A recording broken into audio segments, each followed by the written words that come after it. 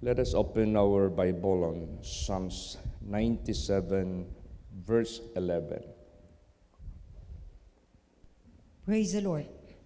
Light is sown for the righteous, and gladness for the upright in heart. So ito po ay binibigay sa matatawag nating address for the righteous.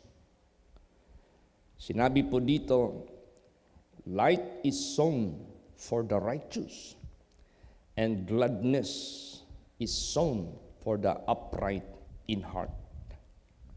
Now, pag sinabi mong righteous, this is godly. These are the godly people. Napaka-importante po yung ang godliness kasi nakatanim na yung liwanag sa kanila. Alam mo, pag nakatanim na, magtubo yan, hindi mo yan mapipigilan. Magsibol yan, magbunga yan. At anong klaseng tanim ang nakatanim na sa mga godly or sa mga righteous or sa mga obedient children of God? Light. Light. Liwanag. Liwanag that is a symbol of success.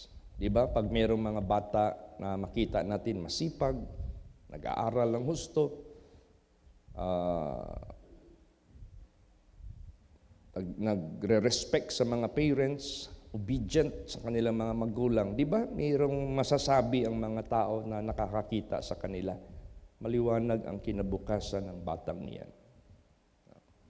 So, ibig sabihin yan, pag sinabing liwanag, that is success. That is blessing. That is prosperity. That is victory. Lahat ng mga positibo na mga bagay na pwede nating i-describe, yan yung light. At kung baliktarin naman natin ang light, darkness, lahat ng mga negatibo na bagay, yan na yung darkness. Pero iba ito. Pag ikaw ay righteous, nakatanim na, sown. Hindi kay itatanim mo pa. Nakatanim na ang liwanag sa buhay mo. Nakatanim na yung magandang kinabukasan mo. Pag sinabing magandang kinabukasan, lagi nating i-consider yan dalawa. Because godliness is profitable unto all things, having promised the life that now is and the life that which is to come. At kung ikukumpara naman natin yung the life which is now is present, literal, material, physical, worldly, ibibless ka ng Diyos. Bibigyan ka ng Diyos ng success. Bibigyan ka ng Diyos ng prosperity. Bibigyan ka ng Diyos ng victory sa buhay mo. And the life that which is to come. Pag sinabing life that which is to come, this is more important than here, our present world, our present life. Bakit? Dahil yung the life that which is to come, pag pinag-usapan ang blessing ng Diyos, dito temporal, doon eternal.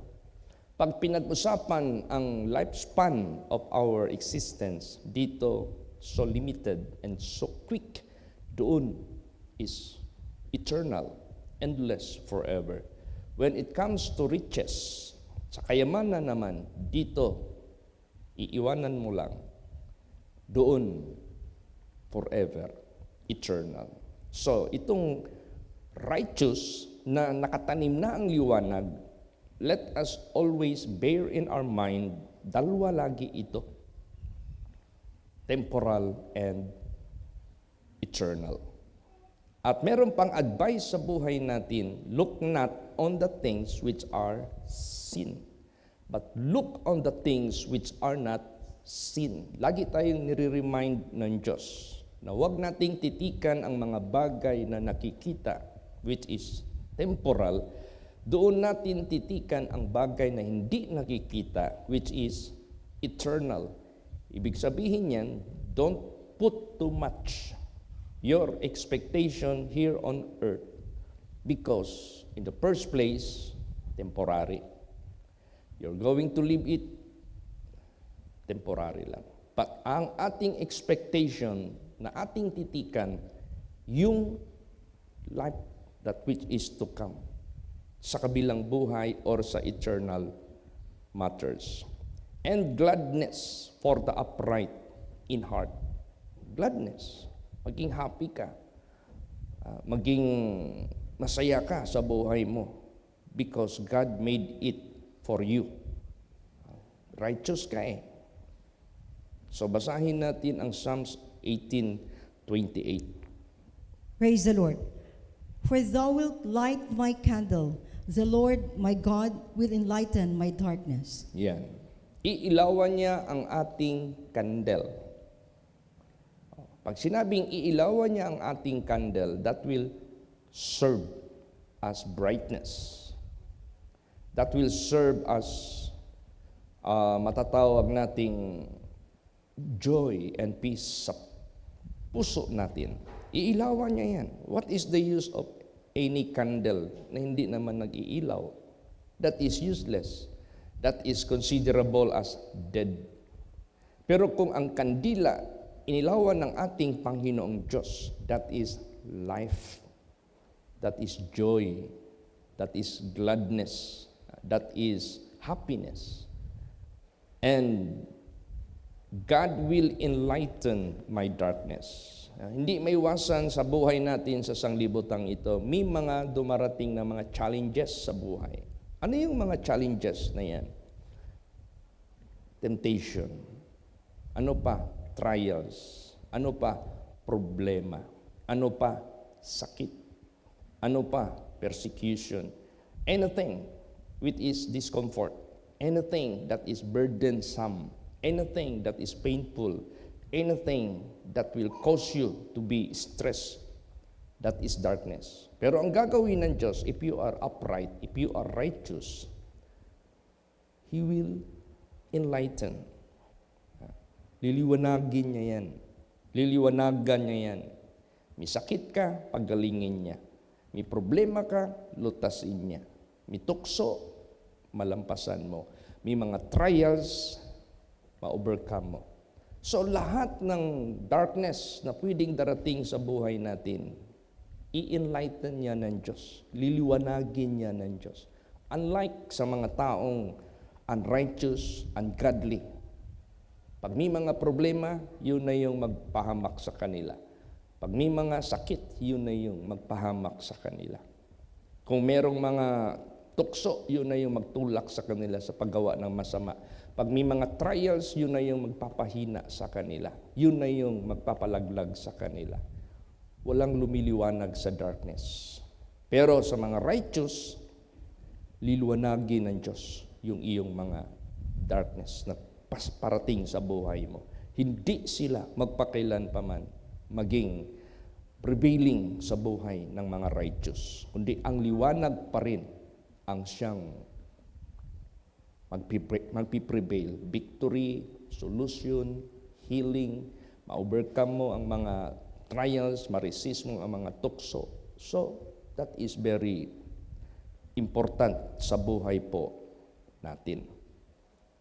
Maliban dyan, ano pa? Psalms 112 verse 4. Praise the Lord. Unto the upright there ariseth light in the darkness. He is gracious and full of compassion and righteous. Yan. Unto the upright there ariseth light in the darkness. Tulad nung nangyari sa buhay natin sa itong ating church dati. Before, we were renting sa Mapol. Yun yung nadatnan ko nung inassign ako ni Lord Jesus dito sa Davao. Pagkatapos, bininta ni Mesias, so we have to vacate the place.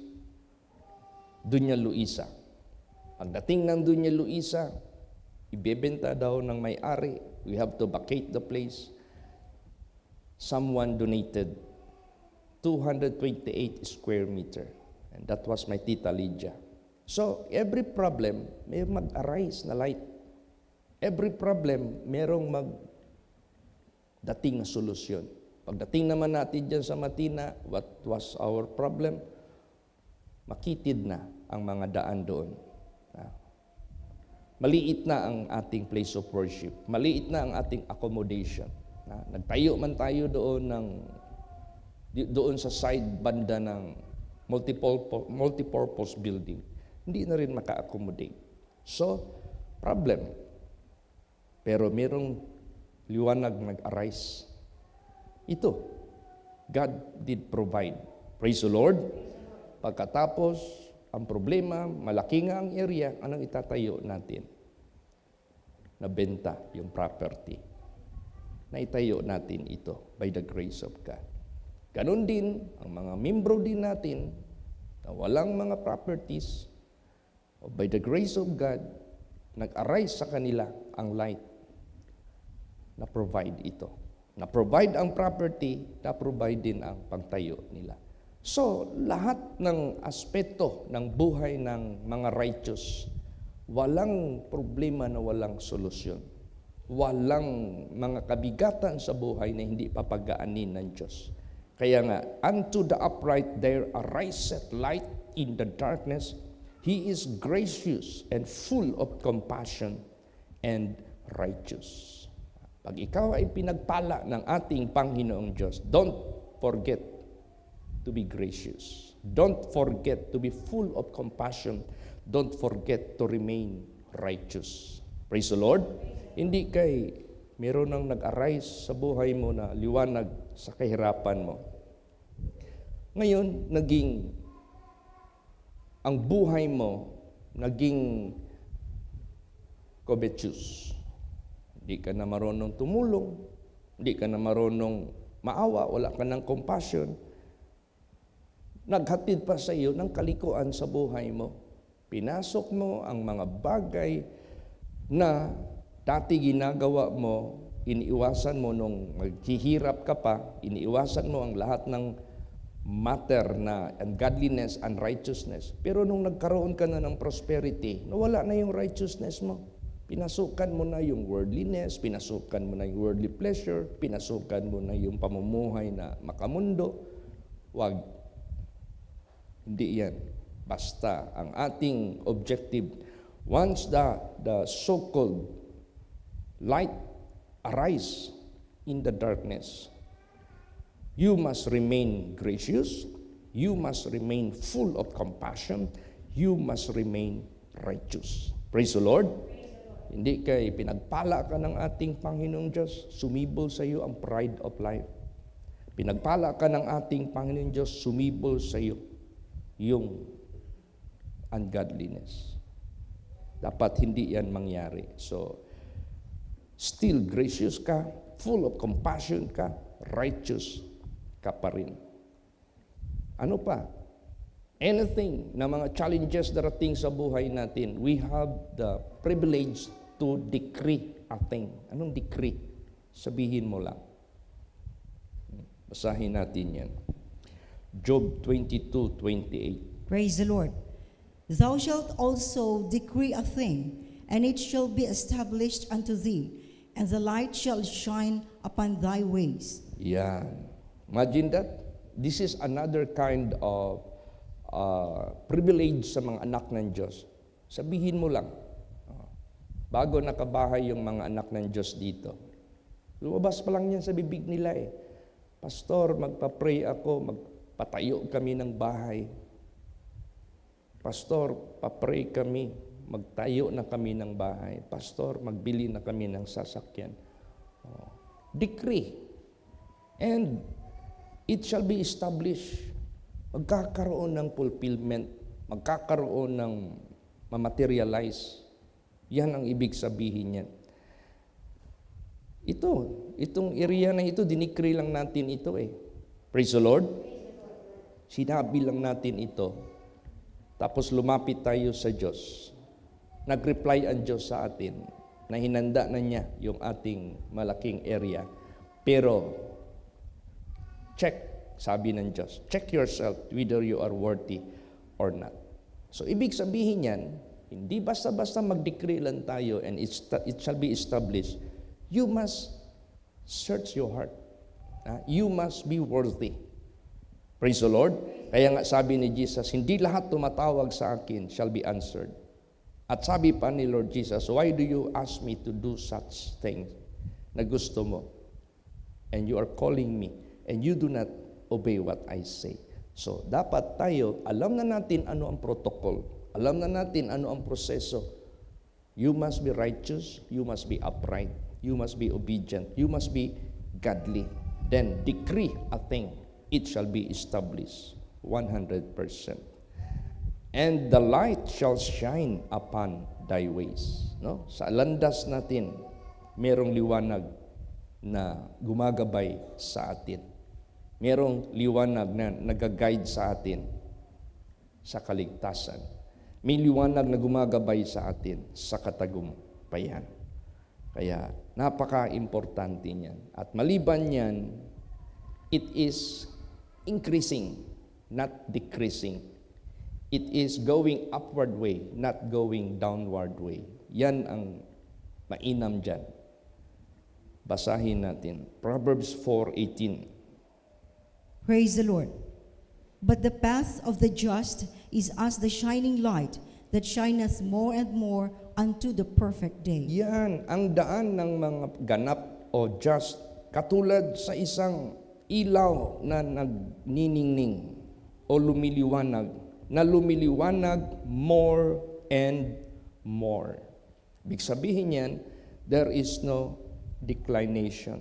There is no, hindi siya mag-decrease, but more and more. Hindi na more tapos less. Hindi, more and more. Progressive, pataas ng pataas. At ang Diyos ang gagawa niyan, hindi tayo. Promise yan ng Diyos, hindi yan galing sa gobyerno natin. Ang Diyos mismo ang nagprograma niyan sa buhay natin. Kaya, ngayon, kung yung liwanag natin mag-shine more and more, hindi lamang sa success natin sa literal, sa material, sa mga necessities, meron pang importante na liwanag na lumiliwanag dito sa mundo, yung ating pagkatao, yung ating pagka-anak ng Diyos, yung ating maging blessing tayo sa iba. Kasi yung liwanag na yan, it serves. Tingnan mo yung mga daan dyan sa lansangan. Pag it is lighted, who will benefit it? The people. Mga tao, makabenefit. So itong liwanag na nandito sa atin, ang makabenefit nito, ang mga tao rin. Para din sila maliwanagan. Praise the Lord. Para din sila magabayan. So itong liwanag sa buhay natin, hindi lang ito just for ourselves. But this is intended for all people of the world.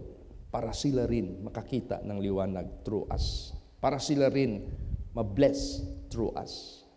Basahin natin. Isaiah 60:1 and 2. Praise the Lord. Arise, shine, for thy light is come, and the glory of the Lord is risen upon thee. For behold, the darkness shall cover the earth, and gross darkness the people. But the Lord shall arise upon thee, and his glory shall be seen upon thee. Ayan. O, di ba? Yung liwanag na ibinigay sa mga righteous, sa mga faithful, sa mga just, meron itong malaking silbi. You have to arise and shine. You ought not to hide it. You ought not to shy about it. Hindi mo ikahiya yan. Hindi mo pwedeng itago yan. Arise, shine, for thy light is come, and the glory of the Lord is risen upon thee. So yung light pala na binibigay ng Diyos sa atin, it is the glory of God. This is not just an ordinary light. Praise the Lord. Light of God, glory of God ito. And remember, the glory of God which fadeth not away. The glory of God that lasted forever. That is the light we are having. Yan yung liwanag na meron tayo. You have to arise. You have to shine for that light. For the Lord is risen upon thee. For, behold, the darkness shall cover the earth. Ano palang meron dito sa sanglibutang ito? Why do we serve as light of the world? Because the world is being darkened. And we were before, sa buhay natin, darkened. Dati, biktima tayo. Dati, pinagdilim din tayo. But thanks to God, God used His instrument to shine before us. And we see the light in Him. Sa life ko, si Pastor Samuel Gabre. Sa life ninyo, kung sino yung ginamit ng Diyos. Because those personalities did shine. Hindi tinago yung liwanag. Ganon din kayo. Hindi nyo rin itago yung liwanag sa iba. Praise the Lord. I-bless din sila ng Diyos. Behold, darkness shall cover the earth, gross darkness the people. Wala nang ibang maximum darkness. Kapag sinabi mong gross darkness, maximum darkness, yung ginawa ng dyablo sa mundong ito. Nung hindi siya nagwagi doon sa kaharian ng Diyos, nakita niya ang plano ng Diyos sa tao, that God prepared a paradise. God prepared a kingdom of God to be inhabited by the people, by the children of God na ginawa niya. Pinagdilim niya ang isip ng tao. Tinukso niya ang tao para mapahamak. Binulag niya ang tao para hindi makita ang liwanag ng Diyos. Binigyan niya ng alternative ang tao, paano maging happy, paano maging blessed. Pero hindi sa pamamaraan ng Diyos, sa pamamaraan ng kanyang deception, sa pamamaraan ng kanyang kasinungalingan. So, ang sanglibutang ito, nandito yung gross darkness done by Satan, done by his enemy.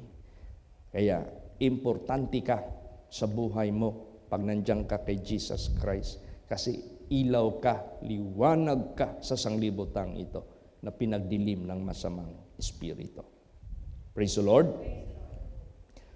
And look at our Lord Jesus Christ. Kung ano yung function, ano yung purpose ni Jesus when He was on earth, the same with us while we are in the earth. Basahin natin.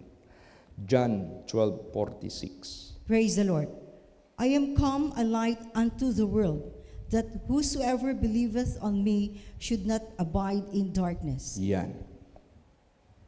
Pumunta ako na liwanag sa mundo. Sino man maniwala sa akin, hindi manatili sa kadiliman. Ibig sabihin yan, Jesus Christ came as light of the world. Sino man ang maniwala sa Kanya, sino man ang susunod sa Kanya. Pag sinabi mong maniwala ka sa Diyos, susunod ka sa Kanya, aasa ka sa Kanya, maninindigan ka para sa Kanya. Pag ginawa ng tao yan, sino man sa sanglibutang ito, hindi ka magpabilin sa kangit-ngit. You will not abide in darkness as you were.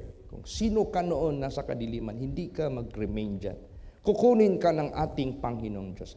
Bibigyan ka niya ng liwanag sa buhay mo, both temporal and eternal. So, if Jesus Christ serves as the light of this world, so that people that will believe Him will not abide in darkness, tayo ngayon, ganun din tayo. We will serve as the light. Kaya nga sabi ni Jesus dyan sa Matthew 5:16, let your light so shine before men, that they may see your good works and glorify your Father which is in heaven.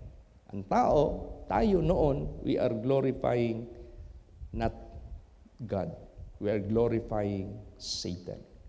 Out of our innocency, out of our blindness.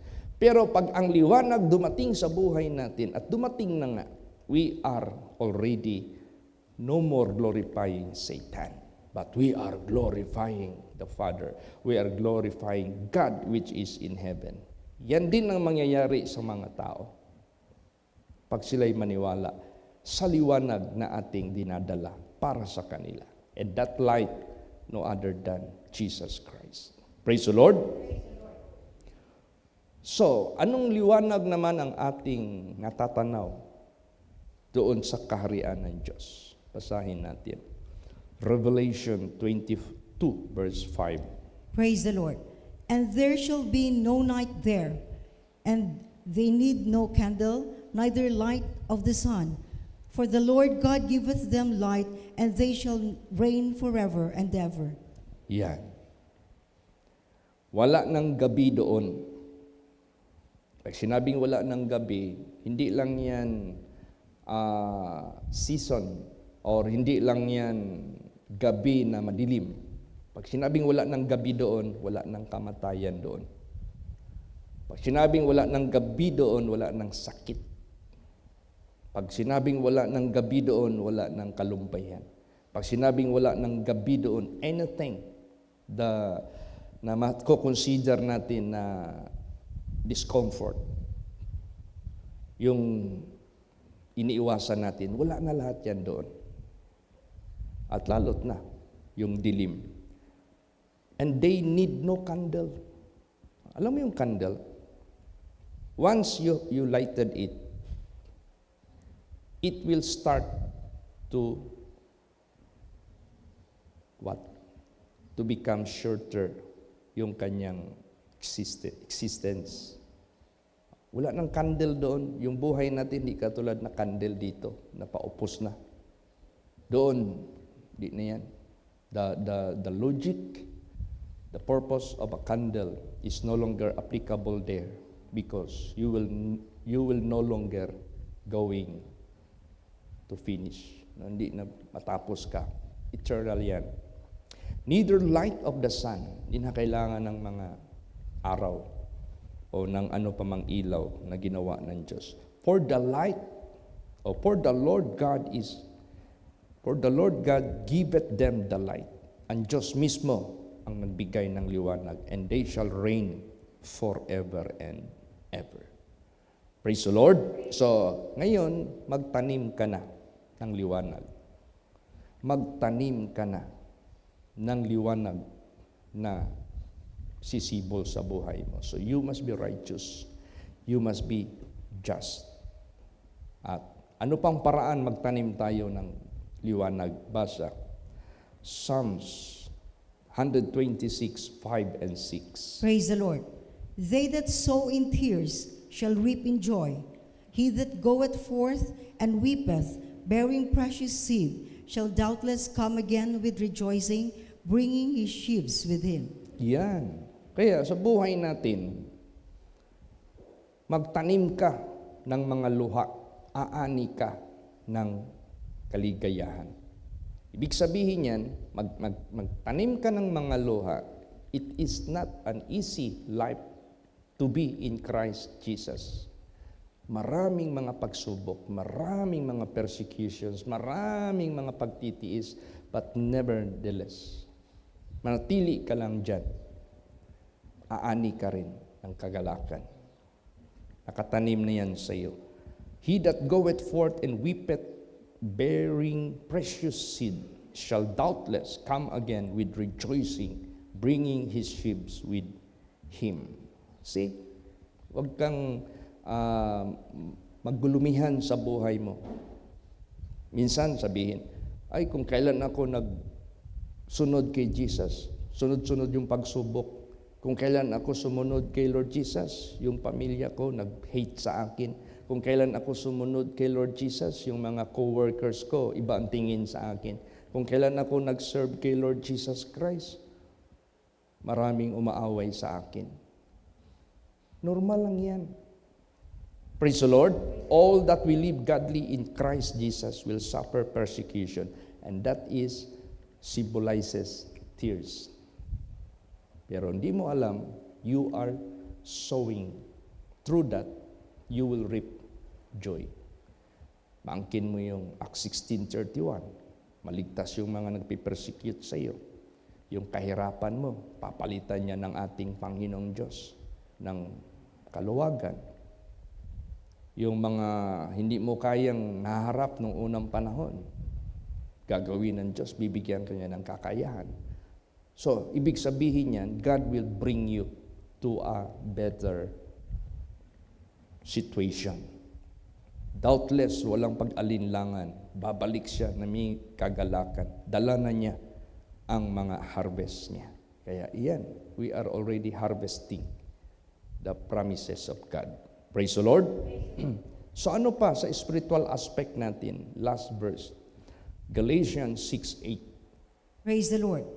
For he that soweth to his flesh shall of the flesh reap corruption, but he that soweth to the Spirit shall of the Spirit reap life everlasting. Yan. Kung sa spiritual naman, huwag kang magtanim sa laman. Huwag kang lumakad sa laman.